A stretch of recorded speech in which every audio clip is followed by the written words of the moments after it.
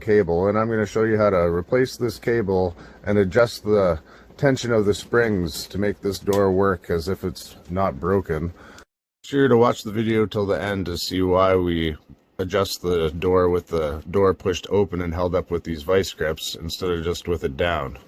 So you'd start by holding back the door and putting vice grips on and removing what's left of the cable, and then measure the length of the cable because you'll need to replace it with the same length. And then wind the spool by hand. You should make sure you wear gloves for this, probably better gloves than I'm wearing here because the cable can really bite you sometimes if it wants to. So these doors have two springs, one for each cable, and this cable broke, so this spring has no tension. So we're going to wind this cable around this spool and then set the tension. So wind it up and around the back and down towards you and towards the door by hand, taking time to be careful with not to cut yourself on the wire and to make a nice spool on there, because you don't want to mess up and then have to start all over. The trick to having a door that functions well is to make sure that both the cable springs are set with equal tension. That way the door won't bind on its way up or down.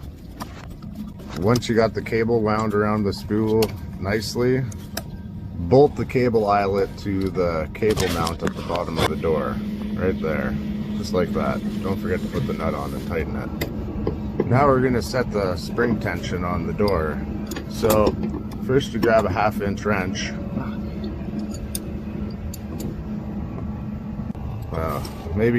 First you grab a 7/16 wrench and get a couple bolts that fit nicely or a nice piece of steel dowel and loosen the lock nuts so that the spring can turn nicely.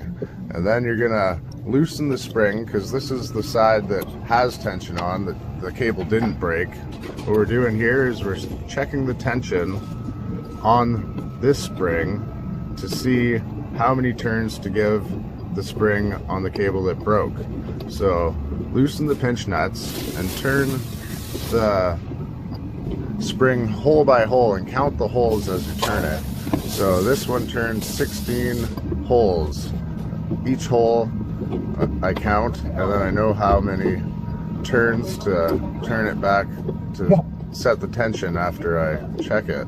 And you notice the rust mark there on the end of the spring there, the adjuster. You'll want to make sure that the spring is sitting at the same spot too, because you don't want it to move on the shaft there too much. And then after, make sure you tighten both the lock nuts with a 7/16 wrench, and you move to the other side, and you gotta set this spring.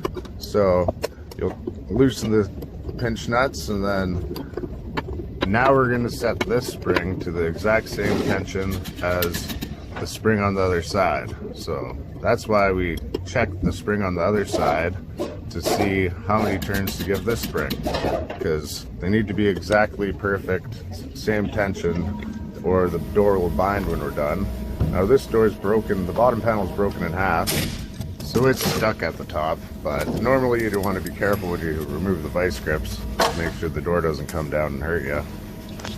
And this right here is why we push the door up and adjust the cable with the door up instead of down, because as we pull the door down, that's actually doing most of the work for setting the cable tension. If you were to try to set the cable with the door down, then you gotta spin the spindle that many more times. So by pushing the door up and putting vice grips in the channel and adjusting the cable, you only have to spin it like 4 times instead of like, I don't know, 16 or 20 times.